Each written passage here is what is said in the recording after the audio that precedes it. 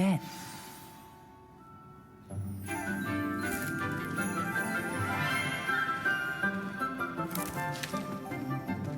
Good morning, Professor Garlick. How wonderful it is to see you again, Lenora dear. Oh, here, you'll need these for today's class. A little treat for your auntie. Ah, hello. Class, please welcome the newest rose in our garden. We do look forward to growing together. How thrilling it is to have everyone back together again. This year will be filled with enchantment and excitement, but the most important thing cultivated in herbology is knowledge.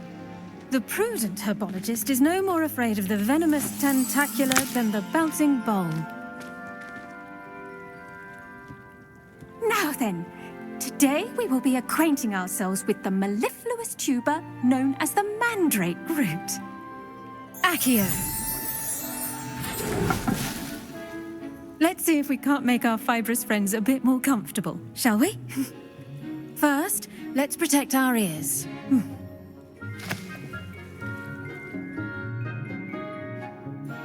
Now, everyone, grip their mandrake by the tendrils and give it a firm tug.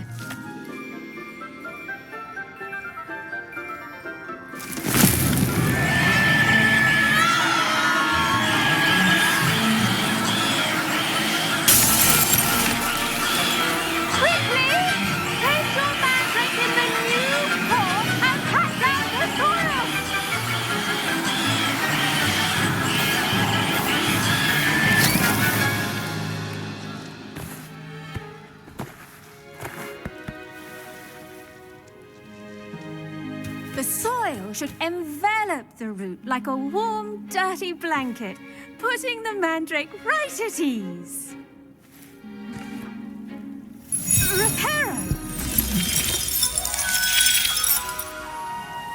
I'm very sorry about that. Yours was a bit mature, I'm afraid. All right then, off you go. Splendid work, everyone. Now, for our next task, we'll be planting dittany at our potting tables. I wonder if hippogriffs like knotgrass. Yes, Professor. Firstly, well done with your mandrake. They can be rather difficult to get a grasp of. Actually, I enjoyed it. I couldn't help but catch your enthusiasm. How kind of you. It seems you're already taking to herbology like a mandrake to fresh soil. Now, as I mentioned, next we'll be planting dittany. Let us find you some seeds. I already have some, Professor. Picked them up in Hogsmeade. You visited the Magic Neep. Wonderful. A prepared student is bound to bloom. I've arranged for you to have your own potting table here in the classroom. Wasn't easy to spare one on such late notice. Plant the seeds there now, and you can return to harvest them later. Even with soil, sunlight, and a bit of magic, they will take time to grow. Let's see how to balance my star thistle arrangement. Niffler's fancy or roses? Dittany's restorative properties make it a vital ingredient in the Wiggenweld potion, as you all should know from Professor Sharp's class.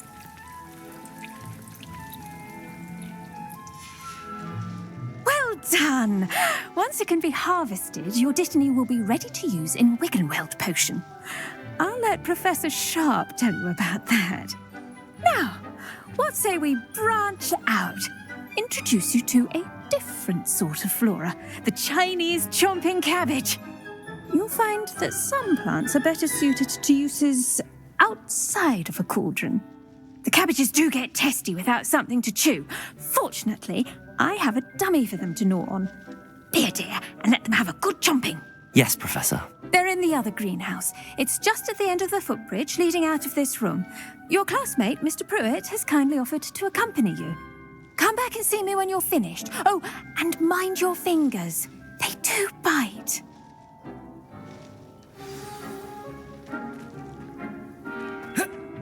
Hello. Saw you on your way to Hogsmeade the other day. Nice work in Defense Against the Dark Arts, by the way. Excuse me? Your duel with Sebastian. And he's good. Thinks he's really good. but you outright slaughtered him. It was brilliant. Oh. Well, Here we are. Home. Go on. Just mind your fingers. I almost lost a thumb once. Don't worry. Now, see that dummy? Just toss the cabbages at it, and they'll do the rest.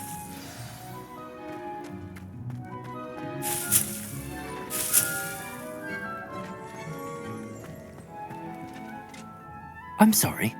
What do I need to do? Garlic said she wanted you to have a go at tending the cabbages. Give them some time to chomp and whatnot. Nothing to it, really. Just toss some of those Chinese chomping cabbages out.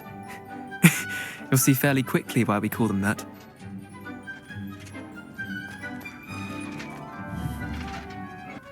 Look at that. They'll chomp anything they can get their mouths on. Mum planted some in her garden last year to keep the gnomes out. Did save her the de-gnoming, but they left her honking daffodils in tatters. Vicious little bastards, aren't they? My kind of plants. Not like stupid booba tubers and bouncing bulbs. The kind of plants that'd have your back in a fight.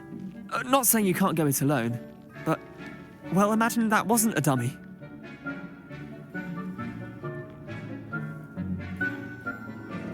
I suppose they could prove useful outside of the greenhouse. Nothing wrong with a bit of backup, even if it is from a cabbage. It's chaos out there. Trolls in Hogsmeade and such.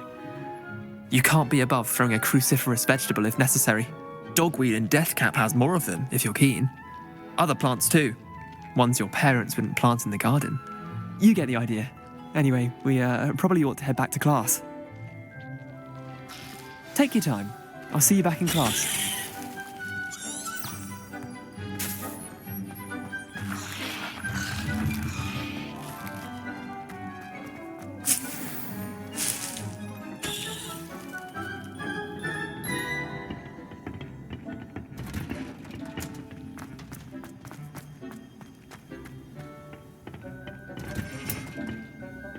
That helpful reminder as to why The best time to plant a seed is last season. The second best time is... I tended to the Chinese chomping cabbages, Professor. remarkable plants, aren't they? I hope they weren't too much trouble. Oh, don't see any bite marks or missing digits. And good, as you do seem to be quite green-fingered. Oh, I'm eager to see your skill in the soil continue to blossom.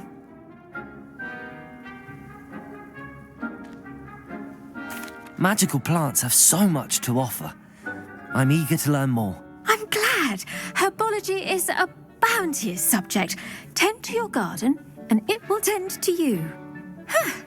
Well, I suppose that's everything. Do come by for a chat sometime. I so enjoy checking in with my new students.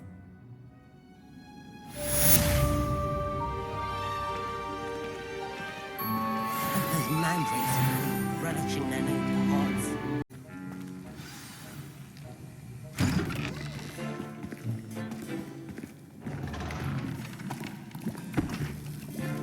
Potions is one of the most challenging and hazardous subjects taught at this school. As fifth years, you will be required to reach new heights of both discipline and intellect. You will begin this term by brewing a Wiggen-Weld potion.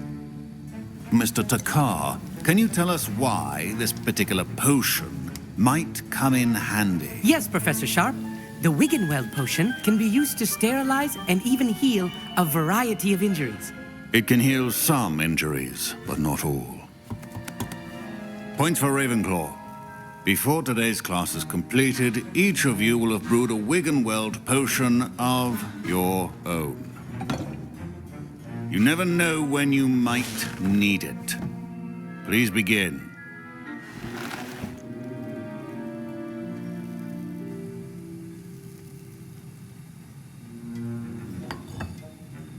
Use a strong, even motion when crushing your ingredients.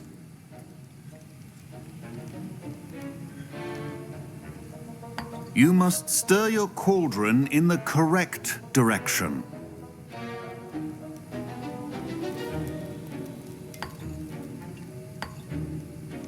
Please be meticulous when adding powder to your potions. One errant sneeze could be disastrous.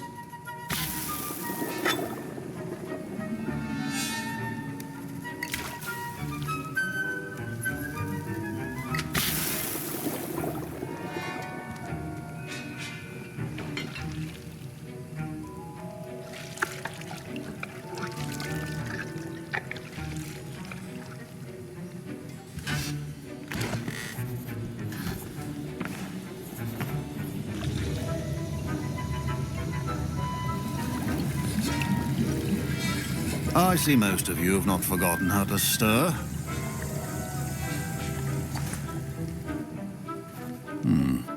Not an easy potion to brew. Well done. And from what I hear of your recent exploits in Hogsmeade, you'd also do well to practice brewing the defensive Edurus potion. Professor Weasley had you acquire the recipe from J. Pippin's, correct? Yes, sir. Good. For the moment, you can find the ingredients you need in my office. But in the future, you'll be expected to provide your own ingredients. Some can be harvested from the plants you grow in your herbology class, and rarer ones can be purchased. Others, however, may be harder to obtain, and will require you to be a bit more resourceful. Come and see me when you've finished brewing, and we'll see if it was skill or luck the first time around.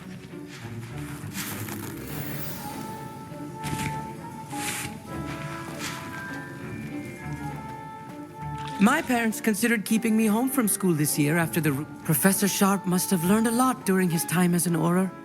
Did I hear Professor Sharp say that you have permission to go into his office? He did say that. He wants me to get more ingredients to brew another potion. Brilliant! You, my friend, have been presented with an extraordinary opportunity. You remember me, don't you? Gareth Weasley. Ah, yes. We met in the common room. Listen, anyone with a troll-sized brain can brew an Edurus potion. I'm working on something that's certain to be spectacular. I'm just missing one tiny last ingredient that will add that extra spark. I suspect that's where I come in. You're as clever as I'd hoped. I simply need a single Fwooper feather. As you'll already be in Sharp's office with his permission, perhaps you could grab it for me. I'll get you the Fwooper feather, as long as you're certain Sharp won't miss it. I assure you he won't. Fwooper feathers aren't that valuable. Wait until you see what I'm brewing. Hurry back to me when you have the feather.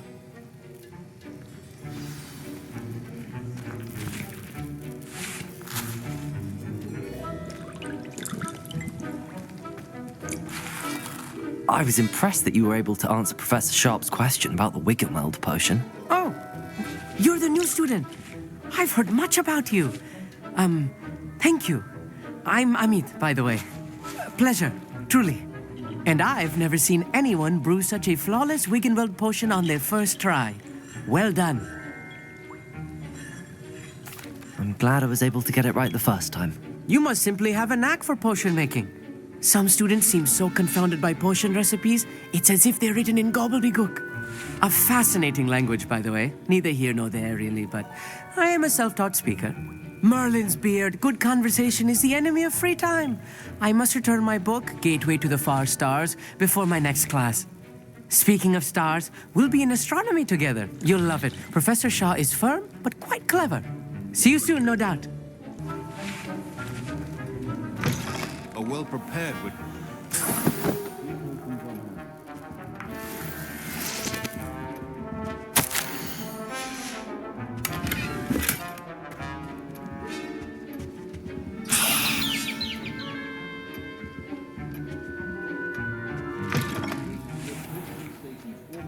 and free of clutter. Here's the Fwooper feather you wanted. Brilliant! Thank you! This is going to take a moment to brew. You should get back to brewing your Edurus potion, and I'll tell you when this concoction's finished. Should you chop the Dittany or crush it? The wrong answer could result in the unfortunate loss of your eyebrows.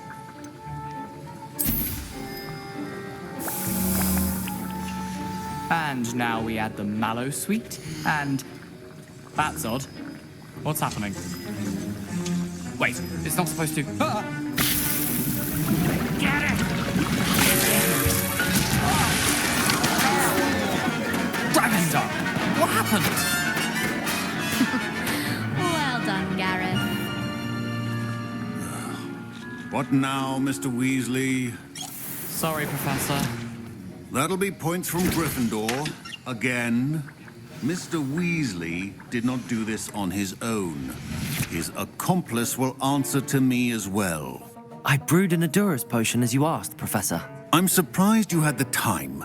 You seemed rather busy helping Mr. Weasley brew chaos. I'm sorry, Professor. I was merely trying to help a friend. Taking responsibility for one's actions does go a long way with me. I shall assume that you've learnt a lesson. As for the work you did today at your own cauldron, I will say you've done well. I confess I was skeptical, given the advanced nature of this class and the fact you're a new student. I'm glad I was able to meet your expectations. A rare occurrence. And you do well to remember that you're not a potions master quite yet. In addition to having a solid grasp of how to combine various ingredients, you should gain an understanding of the ingredients themselves. Pay particular attention in herbology. The plants you nurture there are often essential to the potions you brew here. Now, I recommend that you find a safe location in which to practice brewing. You cannot leave a hot cauldron simply anywhere. That'll be all. I think each of us has had enough excitement for one day. Class is dismissed.